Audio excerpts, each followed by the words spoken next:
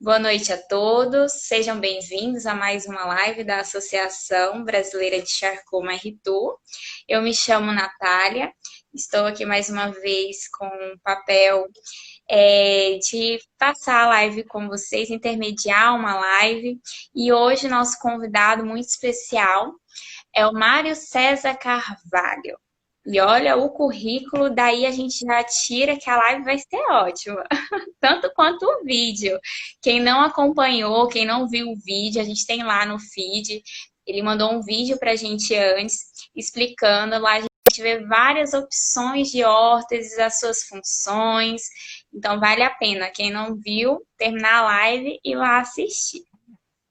Bom, Mário César Carvalho é engenheiro biomédico, ortesista, protesista, graduou-se em engenharia eletrônica, mecânica na PUC, Rio de Janeiro, engenheiro de reabilitação na Montpellier, na França, e atualmente aluno do mestrado em sistemas musculoesqueléticos do Instituto Nacional de Traumatologia e Ortopedia do Rio de Janeiro.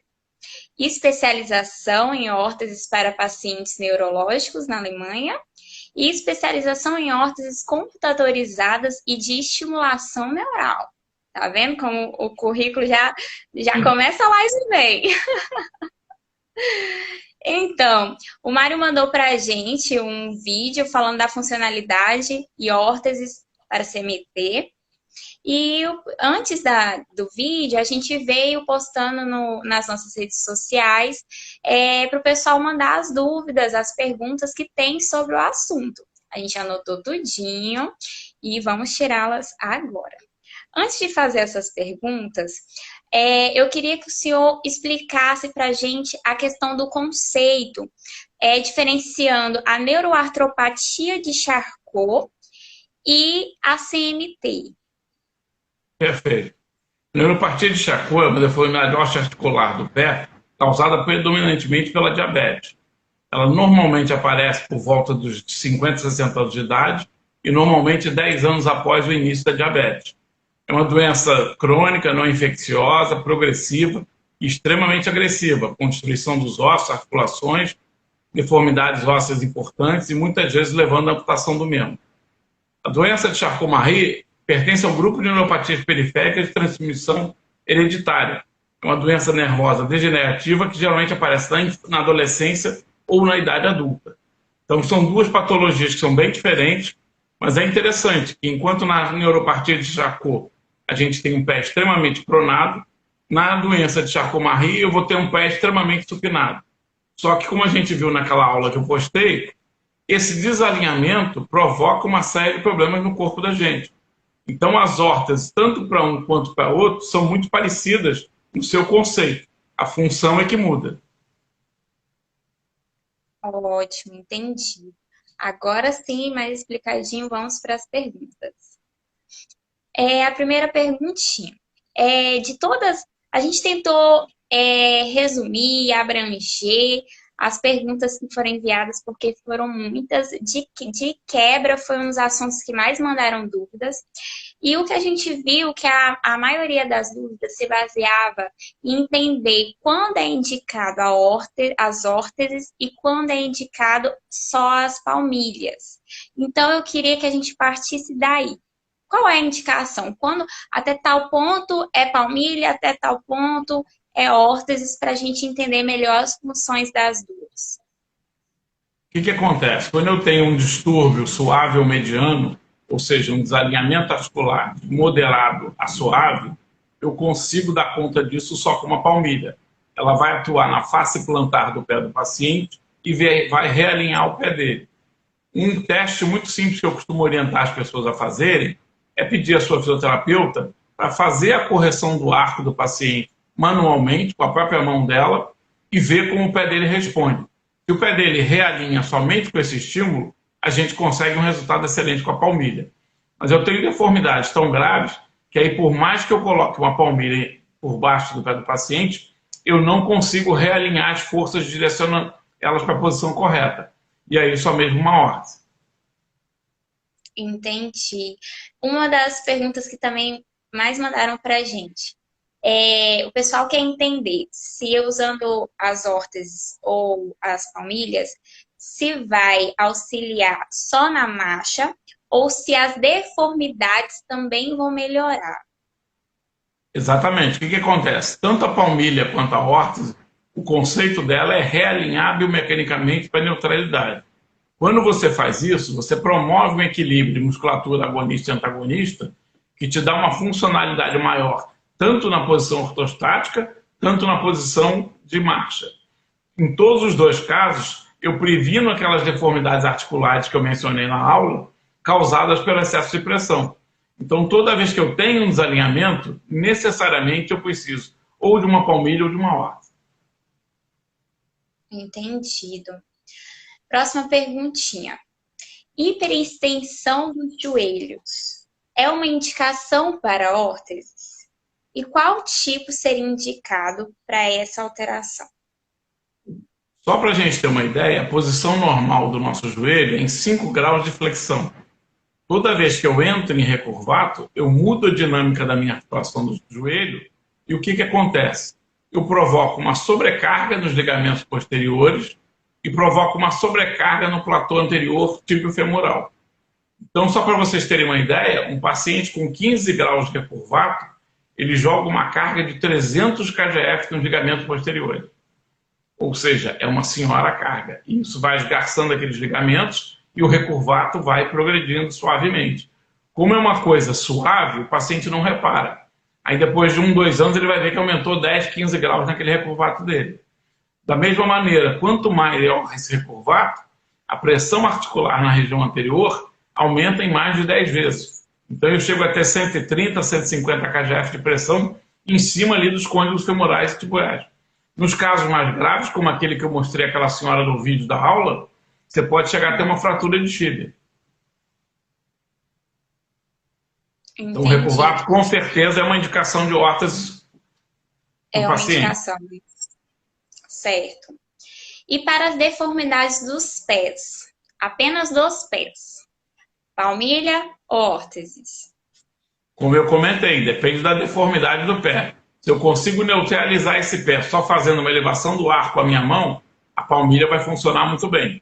Se eu faço a elevação do arco e mesmo assim, esse calcâneo continua em varo, o arco continua muito acentuado, os artérios continuam em garra, uma palmilha não vai conseguir dar conta disso. Ótimo. Em qual especialista eu tenho que passar para mandar fazer uma órtese certa para mim? Isso é uma coisa difícil de responder, porque o que acontece? No Brasil, a gente não tem uma cultura de estudo de órtese na classe médica. Então, eu conheço excelentes fisiatras que têm um conhecimento bom nisso, eu conheço excelentes ortopedistas que têm um conhecimento bom nisso, alguns reumatologistas. Então, dependendo do interesse do médico, ele tem um maior ou menor conhecimento. Então, é difícil a gente amarrar a uma especialidade especificamente. Próxima perguntinha. Tem alguma instituição que fornece esse serviço pelo SUS? As órteses, palmilha? Aqui no Rio de Janeiro, a gente tem a ABBR, que funciona ali no Jardim Botânico. Em Niterói, nós temos a FR, Associação Fluminense de Reabilitação, e a Andef também, que fornece algumas coisas. Então, esses órgãos trabalham com complementação do SUS. O que acontece?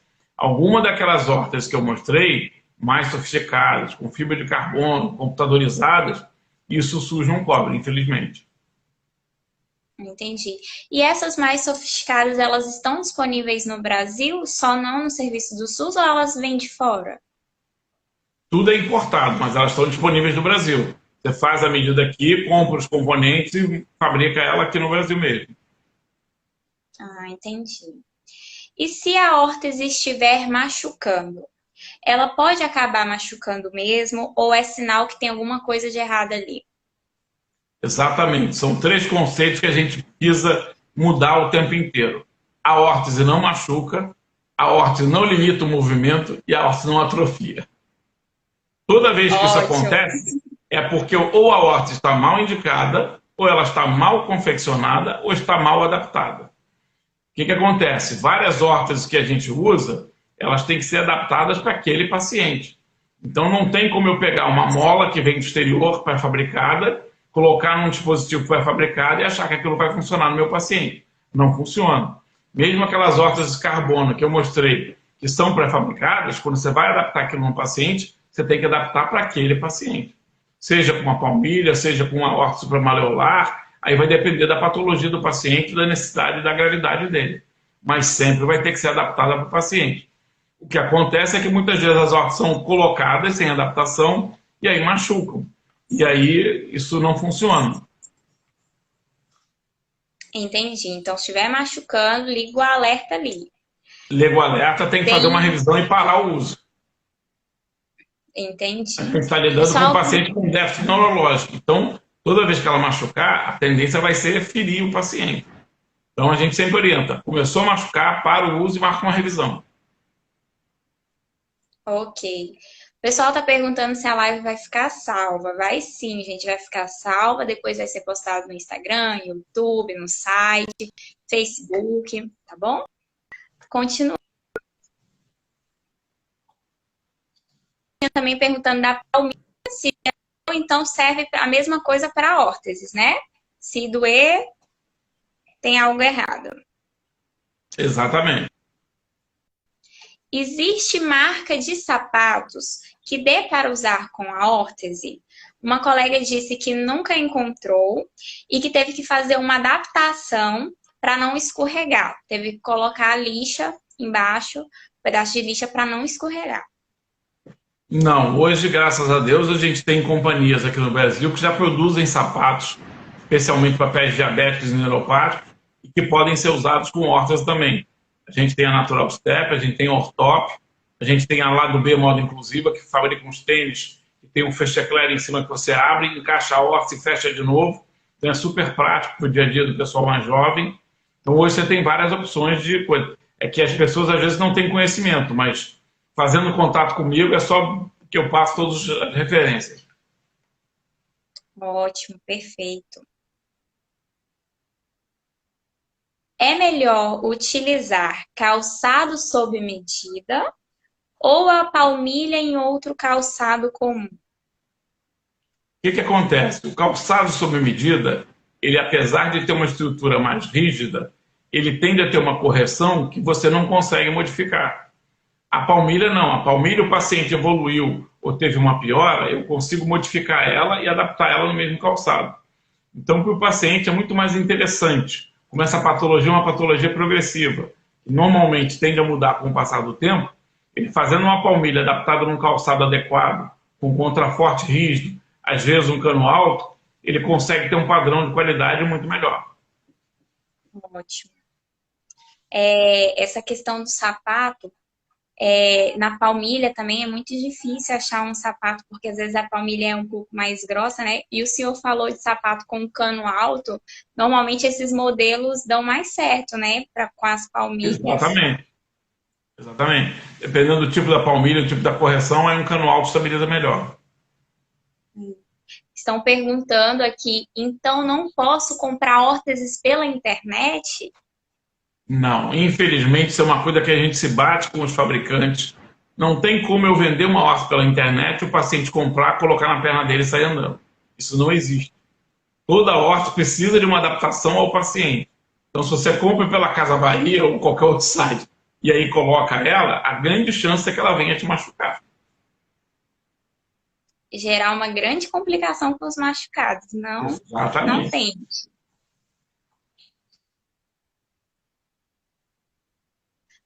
A outra perguntinha o senhor já respondeu, se as órteses podem causar perda da força muscular. O senhor já falou que não. Exatamente, ao contrário, ela vai sempre otimizar a função do paciente. Um neurologista disse ao meu marido que o uso de órtese era prejudicial para ele, pois estaria impedindo que os pés se movimentassem naturalmente. E por causa disso, com o tempo, a atrofia dos músculos seria maior. Faz sentido que eu estaria impedindo o movimento natural do paciente? Provavelmente, quando esse neurologista está falando isso, ele está pensando naquelas órteses que existiam na década de 70 e 60 que imobilizavam o paciente. Hoje o conceito é completamente diferente. Vocês viram naquelas órteses que eu mostrei que ou ela tem uma articulação que pode ser regulada para otimizar o movimento do paciente, ou ela tem uma mola que simula o movimento da articulação do tornozelo da mesma maneira. E o que acontece? A nível do pé, eu tenho uma perda de movimento. Mas o que me adianta uma perda de um movimento com o pé completamente supinado, pisando só no bordo externo do pé e fazendo uma distribuição de carga totalmente errada, que vai refletir no resto do corpo todo? Eu prefiro alinhar esse pé, ter uma base de sustentação boa, que assim eu estou protegendo tornozelo, quadril, cintura pélvica, joelho, cintura escapular, cervical, etc. e tal. Ok. Agora, os pais preocupados com as crianças, com os filhos. Se eu observo, se o pai ou a mãe observa alguma alteração no formato do pé da criança, ali por volta dos 3, 4, 5 anos, como a ausência da cava, ou então a cava muito proeminente, calos na sola, eu já é indicado os pais irem procurar um atendimento, pensar no uso de uma palmilha, perguntar sobre o uso dela. E ela iria prevenir, nessa idade, né, a piora das alterações e das complicações que essas alterações causam. O que acontece? Um dos conceitos que a gente precisa mudar no Brasil é exatamente esse. Uma criança ela tem fatores musculoesqueléticos, como torção tibial, varismo de calcânio, ângulo de torção femoral, etc. e tal, que eles evoluem com o tempo. Só que uma criança, por volta de 6 anos de idade, ela já tem todos os fatores musculoesqueléticos iguais a de um adulto. Então a gente não tem muito tempo para atuar. Se eu tenho uma criança de 1 ano de idade que começa a caminhar, ela tem um pé completamente desabado em pronação, isso além de deformar as cápsulas articulares dela, vai fazer toda uma desconexão do sistema musculoesquelético dela para ir para cima. Então vai atrasar o desenvolvimento motor dela, vai atrasar toda a percepção dela e o desenvolvimento de equilíbrio, uma série de fatores. O que acontece? Como não existe literatura científica comprovando que uma palmilha corrige um pé cavo ou um pé varo, normalmente os profissionais tendem a dizer não vale a pena usar palmilha. Mas isso não é verdade. Eu sou usuário de palmilha. Sem minha palmilha, se eu ficar 1 hora no banco, a minha lombar queima e eu tenho que alongar. Se eu colocar minha palmilha, eu consigo dar a volta na lagoa. São 7 quilômetros, então é uma diferença de qualidade de vida muito grande. Isso vale para uma criança. Se eu alinhar ela pequenininha e deixar ela passar pela infância dela toda alinhada, os danos articulares, os atrasos de desenvolvimento vão ser muito menores. Olha, e pais e mães podem ir sem peso na consciência, olhar os pezinhos e pedir orientação, ver se precisa de palmilha, de órteses e ficar mais tranquilo. Meu filho usa órteses para dormir por indicação médica, mas gostaria de saber se posso usar durante o dia também para melhorar o resultado, ou se eu fizer isso, eu estaria exagerando e prejudicando o tratamento, já que o doutor tinha falado para usar só à noite. Para dormir. Se o paciente tem a necessidade de usar uma órtese noturna, é porque ele tem alguma disfunção neuromuscular ou muscular. Ou ele está com encurtamento, ou ele está com desalinhamento. Se esse desalinhamento está sendo corrigido durante a noite, com carga na marcha, ele vai ser corrigido muito mais eficientemente. Então, ao contrário, o uso de uma órtese aceleraria o processo por ser uma coisa dinâmica, onde eu estou trabalhando todos os feixes ligamentares e musculares na posição correta. Quando ele está dormindo, eu vou prevenir um pouco da deformidade, mas eu não estou alinhando ele sob carga. Verdade. Não dá para pensar nisso. Minha filha está ficando com o joelho para trás. E alguns ortopedistas e fisioterapeutas indicaram um tutor longo. Já outro profissional falou que ela não pode usar tutor longo porque é um material pesado. Ela só tem 5 anos e não anda. Qual sua opinião? O que acontece? Como eu expliquei, o recurvato é uma indicação séria de horta. Você não usar, isso vai agravar e vai causar uma série de outros problemas na criança. O que acontece? No Brasil, a gente tem uma dificuldade muito grande de hortetização de criança, tudo é feito sob medida. Lá fora, como os seguros pagam essas coisas, o mercado é muito grande, os fabricantes investem em fazer coisas para a criança.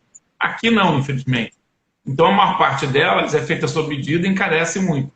Mas, com certeza, uma joelheirazinha anti-recurvato numa criança da cidade dá uma outra qualidade de vida para ela e uma outra estabilização. Alguns fabricantes estrangeiros têm essas joelheiras, você pode tirar a medida, mandar para lá e eles mandam. Eu tenho alguns pacientes que fizeram isso. O senhor explicando e já me apareceu outra dúvida que não mandaram. Porque a criança vai crescendo, né? Qual seria o período ali que tem que ser reavaliado essas medidas da órtese, já que ela está crescendo? A questão da medida de uma órtese sempre é fruto de duas coisas, né? Uma do crescimento e a outra da variação de peso. Então, são coisas que você não tem muito como mensurar, né? Uma criança engordar 6 quilos, ela perdeu a órtese. Se ela crescer durante 2 anos, muitas vezes eu consigo usar a mesma órtese durante esse tempo todo. Até porque essas órteses todas, normalmente, elas são moldáveis. Mesmo sendo metálicas, ou de fibra de carbono, ou de plástico, a gente tem como, com calor, com conformação fria, fazer uma modificação nela e alargar ela. Ok. Próxima perguntinha. Gostaria de saber se o uso de órteses na Charcot-Marie é contínuo ou chega um momento que não precisa mais usar. Olha, na minha prática de 32 anos, normalmente é contínua. Uma doença progressiva e dificilmente você vê um ganho muscular, um ganho funcional, que o paciente consiga ele mesmo fazer aquela correção. Não vou dizer que não aconteça, já vi acontecer em alguns casos de crianças mais novas que começaram a usar o órtese cedo e aí conseguiram um bom padrão de alinhamento, não tiveram nenhuma deformidade. Na fase adulta, preferiram tirar a órtese, perderam um pouco de funcionalidade, mas preferiram isso do que continuar usando a órtese. Ok. E para as mãos, e para deformidades nas mãos, existe órteses para elas que auxiliam nas deformidades e alteração motora, como, por exemplo, auxiliar na escrita? A gente, nessa área, tem várias coisas que são interessantes. Não é um caso muito grave, existem adaptadores funcionais que são feitos para a mão, e aí você pode adaptar vários dispositivos nele. Se o paciente já perdeu totalmente a apreensão, não consegue mais pegar um objeto, você consegue botar uma série de posicionadores nele, que posicionam o punho e a mão dele, e aí você tem ponteiras que você pode trocar. Escova de dente, escova de cabelo, tesoura, faca, uma série de utensílios para facilitar a vida diária deles. Aqui no Brasil, a expansão trabalha com toda essa linha de maneira bem eficiente. A outra opção que a gente tem nos casos mais suaves é que, como eu falei naquela aula, o mínimo aparelhagem possível. Então, a gente não quer perder a função da mão do paciente, a gente quer otimizar a função dele. Para isso, funcionam muito bem aquelas luvas de neoprene. Aqui no Brasil, algumas terapeutas ocupacionais fazem sob medida, e você, tirando a medida, você consegue comprar isso no exterior de maneira bem tranquila. Então, isso funciona muito bem, porque aí você consegue posicionar o teu paciente, mas não de maneira rígida. Ele consegue movimentar os dedos da mão, fazer as atividades de vida diária dele, mas numa posição muito mais funcional biomecanicamente. Certo. Mandaram uma perguntinha aqui na live. Só dar uma olhadinha. Pelo SUS, ganhei uma calha. Não foi uma órtese mais flexível. A calha é bem dura. E também precisei comprar um número de sapato bem maior do que eu uso normalmente. A calha pode piorar o meu caso? O que acontece? Antigamente, existia um conceito de todo paciente neurológico receber uma órtese rígida, como a gente chama, que é aquela órtese que não tem movimentação de tornozelo. Hoje esse conceito mudou drasticamente. 90% dos pacientes vão usar uma órtese articulada. Você vai usar uma órtese rígida naquele paciente que tem um déficit tão grande que ele já não consegue mais manter a extensão do joelho dele ou não consegue avançar a tíbia em uma fase da marcha. Então, normalmente são casos muito raros, entendeu? Seria um paciente muito grave, alguns que já não estão mais com marcha, etc. e tal. Mas, de um modo geral, uma órtese articulada consegue dar uma funcionalidade ao paciente excelente. Mandaram uma perguntinha aqui também, pessoal da diretoria. Deixa eu ver se eu consigo abrir aqui, porque eu não estou conectada ao WhatsApp no notebook. Denise, por favor, manda aqui na live, porque hoje o WhatsApp não está conectado no notebook. Ela vai mandar aí pra gente. Se vocês tiverem mais alguma dúvida, pode mandar, que hoje eu estou conseguindo acompanhar as mensagens aqui da live. Normalmente a gente não consegue, mas hoje estou de Só olho aqui. aproveitando essa pergunta que foi feita anteriormente, ela escreveu ali que precisou comprar um sapato bem maior. Naquelas fábricas de calçados que eu coloquei, ela não teria essa necessidade. Ela consegue adaptar um sapato com a largura maior, mas sem aumentar o número do sapato. Verdade.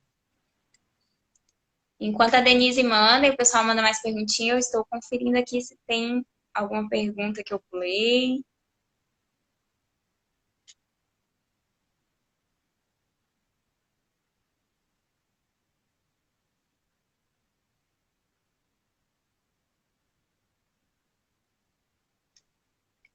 Aqui tá tudo ok. Mais alguma pergunta, gente? Denise, a sua perguntinha.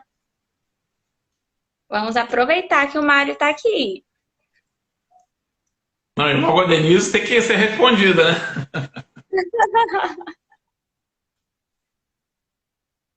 Tô abrindo aqui no notebook também para dar uma olhada no que ela mandou.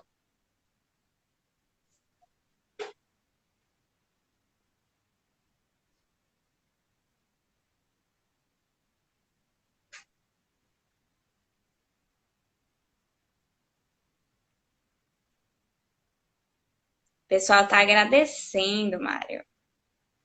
Obrigado. É sempre um prazer. Estão perguntando qual seria a melhor indicação de órteses para o pé cavo. Vai depender do grau de varismo do calcâneo que esse paciente tem, do grau de elevação do arco longitudinal que ele tem e do grau de desabamento do arco transverso que ele tem. Se for um grau mediano ou suave, uma palmilha com elevação dos arcos longitudinais transversos funciona muito bem. Se for uma deformidade mais grave, eu já tenho que partir para uma órtese. A Vângela está perguntando se tem indicação de local em São Paulo. Ela chegou agora.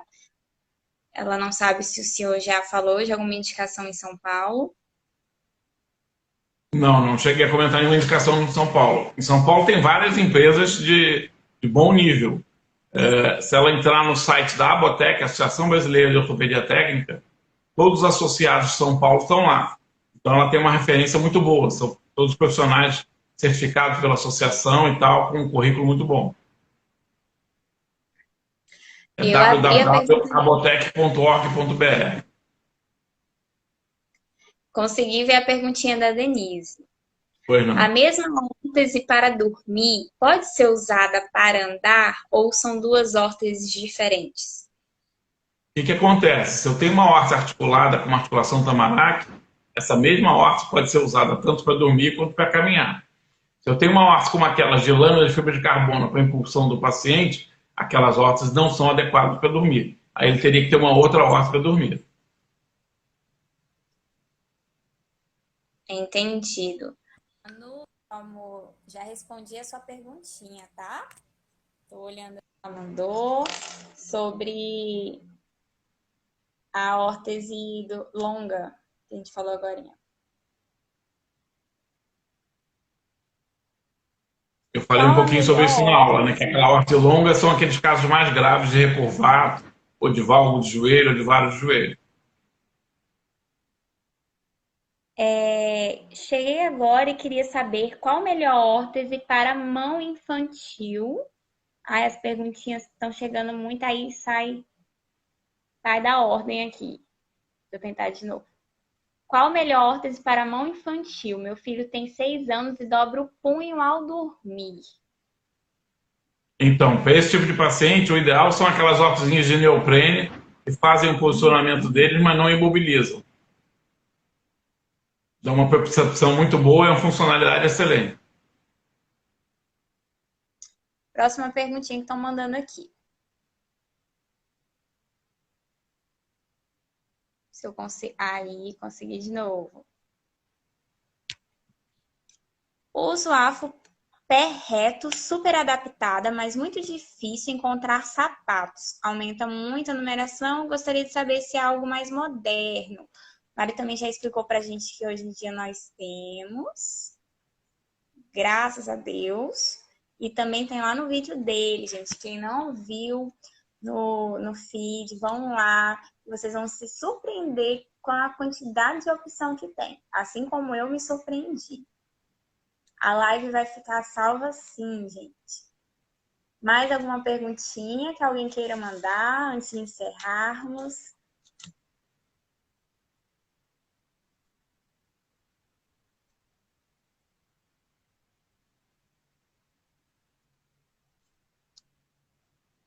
Não?